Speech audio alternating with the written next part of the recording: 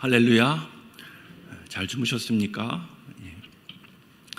오늘은 요한일서 3장 말씀 함께 여러분들과 나누고자 합니다. 요한일서 3장에서 요한은 종말의 때를 맞는 하나님의 자녀들이 어떻게 세상과 구별된 삶을 살아가야 하는지를 우리에게 잘 가르쳐주고 있습니다. 빛 가운데 거하고 있다고 말하고, 그리고 예수 안에 있다고 말하는 영지주의자들이 형제 사람과는 전혀 상관없는 삶을 살아가고 있었기 때문이죠.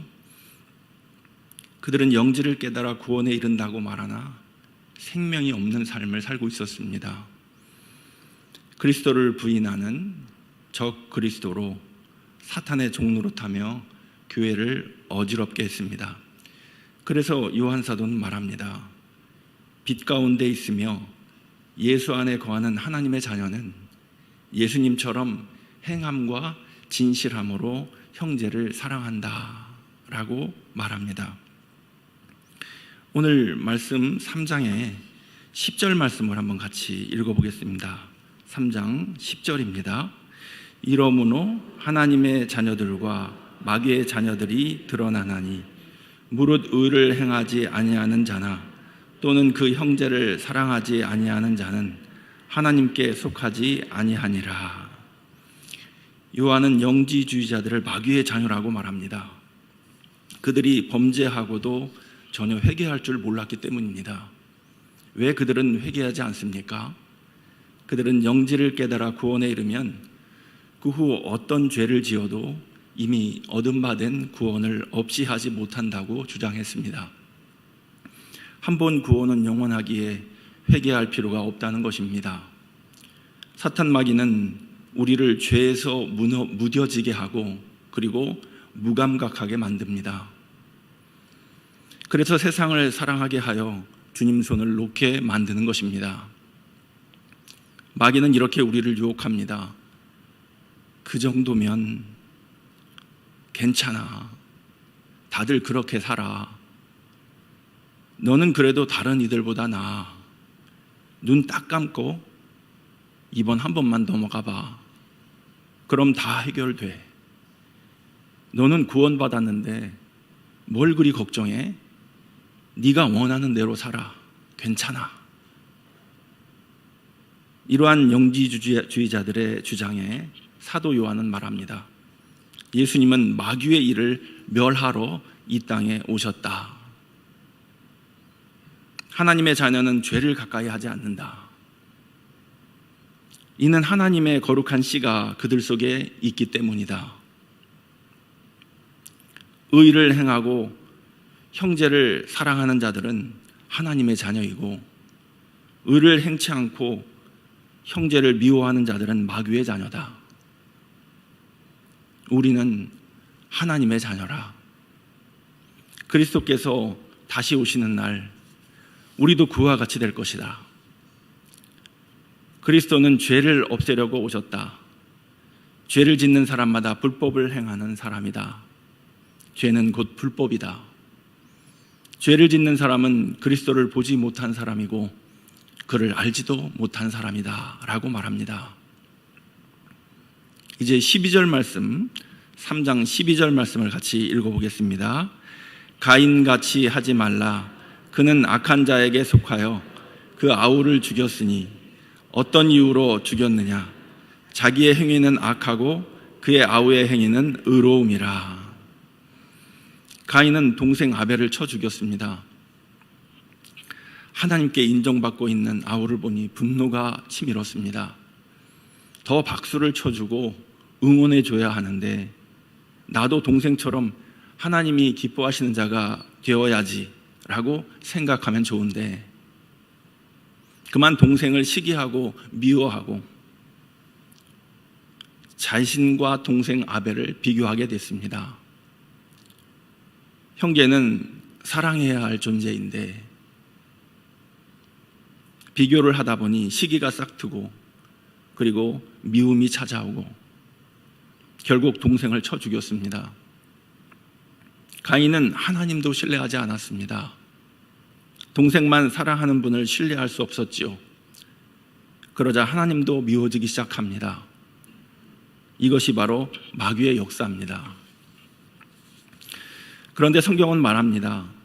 가인은 자기의 행위가 악하고 아우의 행위가 의로웠기에 아우를 죽였다고 말합니다. 악한 이들은 의로운 이들을 가만두지 못합니다. 마귀의 자녀는 하나님의 자녀를 사랑할 수 없습니다. 세상은 하나님의 자녀를 사랑하지 않습니다. 요한 사도는 말합니다. 형제들아, 세상이 너희를 미워하여도 이상히 여기지 말라라고 말합니다. 하나님의 씨가 없는 세상은 하나님의 자녀를 사랑할 수 없습니다. 하나님의 자녀가 의로울수록 더더욱 사랑하지 않습니다. 더더욱 미워하고 죽이려 합니다. 하나님의 거룩한 씨가 없기 때문입니다. 하나님의 사랑의 씨가 없기 때문입니다. 하나님의 씨가 없는 자는 의를 행하는 자, 형제를 사랑하는 자를 대적합니다. 원수로 여깁니다. 그러나 하나님의 씨를 가진 자들은 예수님처럼 자기 목숨을 버리며 형제를 사랑합니다. 우리는 하나님의 씨를 가진 자들입니다. 그래서 성경은 강력하게 명합니다. 아무도 너희를 미혹하지 못하게 하라. 마귀의 자녀들에게 유혹되지 말라. 우리는 하나님께로부터 난 자들이라. 서로 사랑할지니 이는 우리가 처음부터 들은 소식이라. 우리가 처음부터 들은 소식은 서로 사랑하라는 말씀이라 라고 우리에게 말씀하고 있습니다. 나아가 사도 요한은 우리가 형제를 사랑해야 할 이유를 말해주고 있습니다. 그 첫째는, 우리가 형제를 사랑해야 할 이유 첫째는 그 사랑이 구원의 증거이기 때문입니다. 저를 한번 따라해 보시기 바랍니다. 사랑은 구원의 증거, 사랑은 구원의 열매. 사랑하며 사는 것은 구원의 조건이 아니라 구원의 증거요, 구원의 열매입니다. 형제 사랑을 통해 내가 과연 사망에서 생명으로 옮겨진 자인가를 확인할 수 있습니다. 14절 말씀을 같이 한번 읽어볼까요? 우리는 형제를 사랑함으로 사망에서 옮겨 생명으로 들어간 줄을 알거니와 사랑하지 아니하는 자는 사망에 머물러 있느니라. 아멘. 내가 만일 형제를 사랑하지 않고 미워하고 있다면 나는 여전히 사망 안에 머물러 있는 것입니다. 사도 요한은 말합니다. 당신이 형제를 진심으로 사랑하고 있는가? 사랑을 실천하고 있는가? 그것을 자신에게 물어보라. 자기 안에 하나님의 생명을 가지고 있는 자는 반드시 형제를 사랑하게 되어 있다는 것입니다. 그러나 만일 형제를 사랑하지 못하고 미워하고 있다면 아직까지 사망에 머물러 있다는 것입니다. 15절 말씀을 같이 읽어보겠습니다. 그 형제를 미워하는 자마다 살인하는 자니 살인하는 자마다 영생이 그 속에 거하지 아니하는 것을 너희가 아는 바라. 가인은 동생 아벨을 사랑하지 못했습니다. 그는 동생 아벨을 미워하여 돌로 쳐 죽였습니다. 가인이 미워하고 살인함은 그에게 영생이 없고 구원이 없다는 것을 증거합니다. 두 번째로 우리가 형제를 사랑해야 하는 이유는 예수님이 이를 위해 목숨을 버리셨기 때문입니다. 예수님이 형제 사랑이 무엇인지를 직접 몸으로 보여주셨습니다. 16절 말씀 같이 읽습니다. 그가 우리를 위하여 목숨을 버리셨으니 우리가 이로써 사랑을 알고 우리도 형제들을 위하여 목숨을 버리는 것이 마땅하니라. 아멘. 예수님은 우리를 사랑하여 당신의 목숨을 버리셨습니다. 그래서 우리는 하나님의 사랑이 무엇인지를 알게 되었습니다. 그로 인해 우리도 마땅히 형제를 위해 목숨을 버려야 한다는 것을 깨닫게 되었습니다. 그런데 나의 목숨을 다해 형제를 사랑하는 것은 너무도 어렵습니다. 정말로 쉽지 않습니다. 성령의 역사가 아니고는 거의 불가능합니다.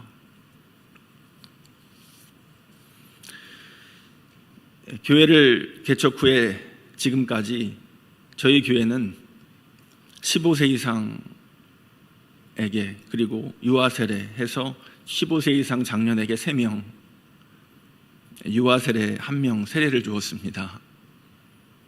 우리 대덕원 밑교회에 비하면 정말 작은 숫자이지요. 한 명 한 명 세례를 줄 때, 그러나 우리 교회는 축제였습니다. 근데 그런 분들 중에 한 청년이 생각납니다. 어느 날 갑자기 불쑥 우리 교회 예배당에 나타난 청년이었습니다. 사랑과 관심이 많이 고팠던 친구였습니다. 초등학교 다닐 때 큰 교통사고를 당하는 바람에 뇌수술을 했습니다. 그런데 그 후유증으로 그만 정상적인 생활을 할 수 없었습니다. 25살이 되었지만 집 밖에 나오면 갈 곳이 없었습니다. 이 교회 저 교회를 떠돌다가 우리 교회까지 밀려오게 되었습니다. 그 친구와 함께 매주 1:1 제자 양육 성경 공부를 하게 되었습니다. 그리고 세례를 주었죠. 저도 많은 관심을 기울였지만 교회 성도님들 역시 각별하게 그 친구를 사랑해 주었습니다. 그런데 어느 날부터인가 그 친구가 예배당에서 보이지 않는 것입니다. 가만히 생각해 보니 어울릴 수 있는 또래가 없었습니다. 우리 교회는 대학부나 청년부 이런 친구들이 없습니다. 우리가 아무리 잘해주어도 자기 수준에 맞는 대화할 수 있는 친구가 없으니까 매우 답답했을 것 같은 그런 느낌이, 그래서 그 친구가 떠났구나라는 생각이 들었습니다. 당시 저는 계속된 코로나로 인해서 매우 지쳐 있었습니다. 아무것도 할 수 없었던 것이 너무 힘들고, 너무 내가 무엇하고 있는가 라는 자책감도 들고, 그런데 그 친구와 성경 공부를 하면서 그 친구를 기다릴 때마다 제 가슴이 설렜습니다. 그래, 내가 한 영혼을 위해 개척한 목사였지. 그 친구 때문에 제 자리를 찾고 제가 무엇을 해야 할지를 기도하며 고민하게 되었습니다. 그런데 그가 떠났습니다. 저는 생각했습니다. 나처럼 개척하여 지친 목사가 또 있구나. 그래서 하나님이 그 청년을 그 목사에게 보내셨을 거야. 우리가 목숨 바쳐 형제를 사랑해야 한다지만 어느 때는 사랑을 받아야 할 사람이 거부하고 떠날 때도 있습니다. 그러나 떠나갔던, 남았던 그 사랑했던 자리는 참 아름답습니다. 어떤 사연이 있든지 세례를 주고받은 자리는 그 어떤 순간보다 참 아름답습니다. 세례를 받는 순간 그 사람은 하나님의 사람이 됩니다. 세례는 나는 하나님의 것입니다 라는 고백이 있는 자리입니다. 하나님의 사랑에 감격하여 예수 그리스도를 구주로 고백하고 하나님의 자녀로 살아갈 것을 온천하에 선포하는 자리입니다. 그러므로 그 자리에 있는 사람은 하늘의 음성을 듣게 됩니다. 내 원수를 사랑하라. 내 형제를 사랑하라. 이 음성과 함께 거룩하신 성령의 임재를 경험하게 되는 것입니다. 사랑하는 여러분, 저와 여러분 또한 이 예수님의 사랑에 매료되어서 이곳에 있습니다. 교회는 사랑받기보다 사랑하길 소원하는 자들이 모이는 곳입니다. 여러분들은 사랑받기를 원하십니까? 사랑하기를 원하십니까?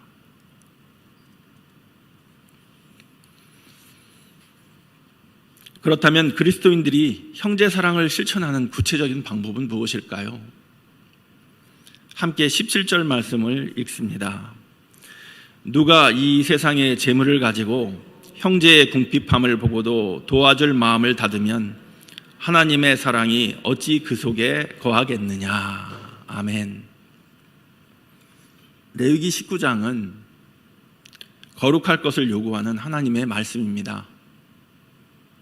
하나님은 나 여호와가 거룩하니 너희도 거룩하라고 명하셨습니다. 9절 이하를 보면 추수할 때 밤 모퉁이까지 다 거두지 말 것과 떨어진 이삭도 줍지 말라고 명하셨습니다. 그 이유는 가난한 사람과 거류민들을 위해 버려두라는 말씀이었습니다. 말로만 거룩하다 하지 말고 궁핍한 자를 실제적으로 도와주라는 것입니다. 거룩은 실천으로 이루어집니다.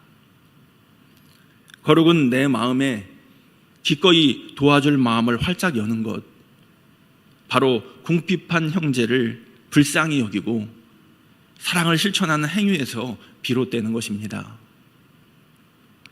이를 실천한 사람이 룻기에서 나오는 보아스입니다. 보아스는 낯선 땅에 시어머니를 쫓아 살게 된 이방 여인 룻을 위해 종들에게 지시했습니다. 곡식다발에서 이삭을 조금씩 뽑아 땅에 떨어뜨려 놓아라 라고 말입니다. 예수님은 빈들에서 수많은 무리들이 배고파하는 것을 보았습니다. 그때 제자들은 그들을 마을로 보내서 자기 돈으로 사 먹게 하는 것이 좋겠다고 의견을 냈지요. 그런데 예수님은 제자들에게 말씀하셨습니다. 너희가 먹을 것을 주어라. 우리 교회가 지역사회를 위해 무엇을 할 수 있을까?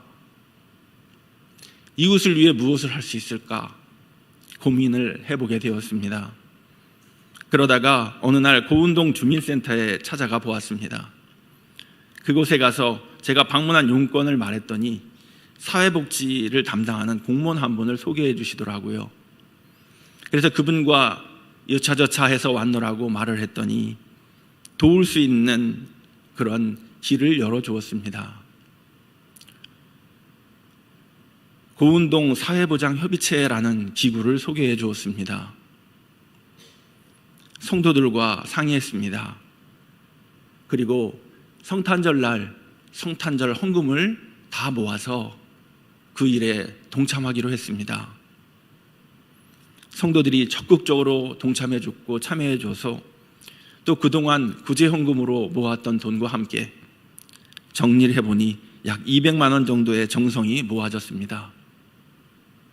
쌀과 라면을 구입해서 정말 기쁜 마음으로 전달했습니다. 처음으로 우리 교회가 고운동 주민들을 사랑으로 섬기는 그런 은혜를 맛보았습니다. 그 후 저는 사회보장협의체 활동 mem버로 위촉이 되었습니다. 그래서 매월 그 회의에 참석하게 되었고 반찬 봉사, 임의용 봉사, 독거노인 말벗 해드리기 등 사소한 일로 섬기고 있습니다. 반찬은 제가 만들 수 없으니 만들어 놓은 것을 배달만 합니다. 임의용 봉사는 제가 임용할 수 없으니까 티켓, 어른들 오면 티켓 순서해서 나눠주고 안내해드리고 그리고 끝나고 나면 바닥에 머리카락이 많이 떨어져 있는데 그것을 이제 깨끗하게 청소하는 일을 제가 합니다. 어르신들과 말벗 해드리는 일은 이 중에 제가 제일 잘하는 것 같습니다. 다른 분들은 힘들다고 하시는데 저는 그럭저럭 1시간 정도 즐거운 마음으로 하고 있습니다. 마더 테레사의 한 번에 한 사람이라는 글이 있습니다. 난 결코 대중을 구원하려고 하지 않는다. 난 다만 한 개인을 바라볼 뿐이다. 난 단 한 번에 단지 한 사람만을 사랑할 수 있다.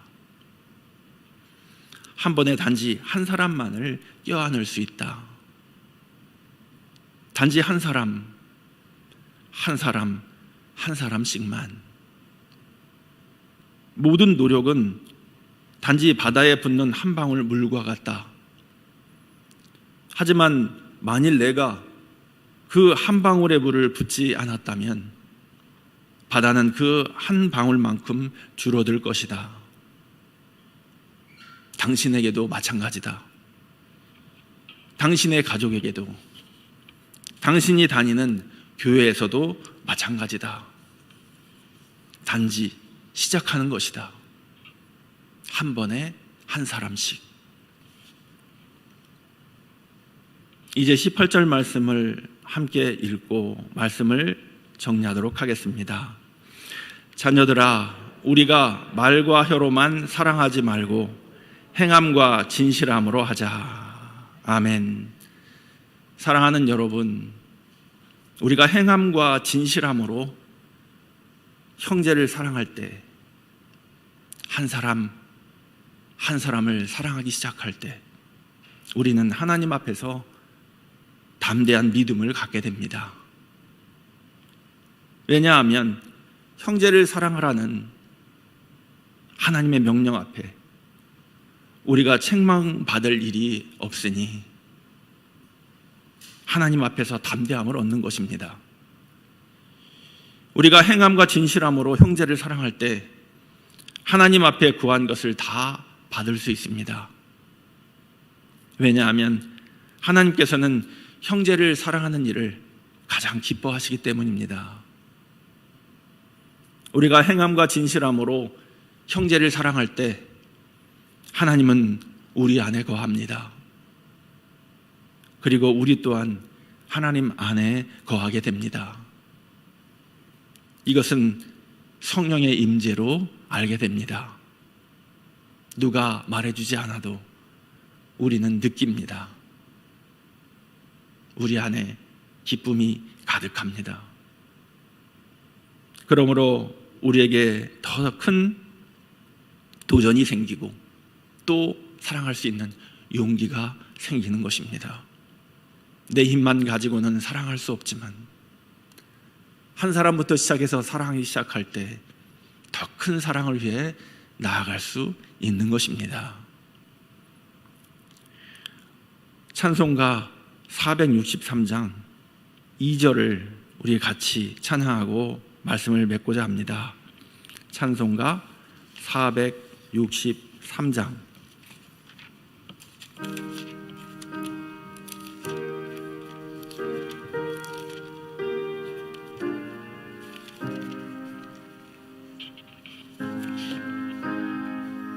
사랑하기 원합니다. 사랑하기 원합니다. 진심으로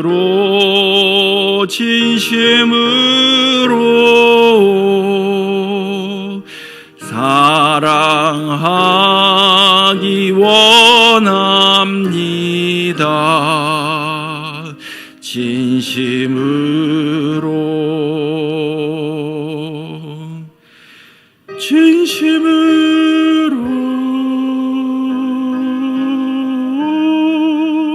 진심으로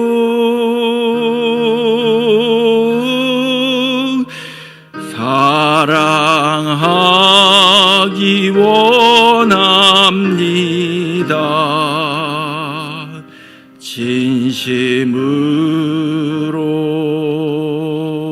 진심으로. 하나님 아버지, 감사합니다. 하나님의 사랑이 우리 마음 가운데 가득 부어졌으니 그 사랑 가지고 하나님 기뻐하시는 삶을, 형제를 사랑하며 살아갈 수 있기를 원합니다. 처음은 어렵고 또 큰 사랑은 어렵습니다. 그러나 작은 일부터, 사소한 일부터, 그리고 한 사람으로부터 우리가 진솔하게 그 사람을 사랑하며 다가간다면 그때부터 우리는 사랑하게 더 큰 사랑까지도 나아가게 될 줄 믿습니다. 어렵고 힘들지만 성령의 임재 가운데 그렇게 사랑하며 살 줄 믿습니다. 오늘도 사랑하며 사랑받으며 하나님 안에서 사는 복된 날 되기를 원합니다. 우리 구주 예수 그리스도의 이름으로 기도하옵나이다. 아멘.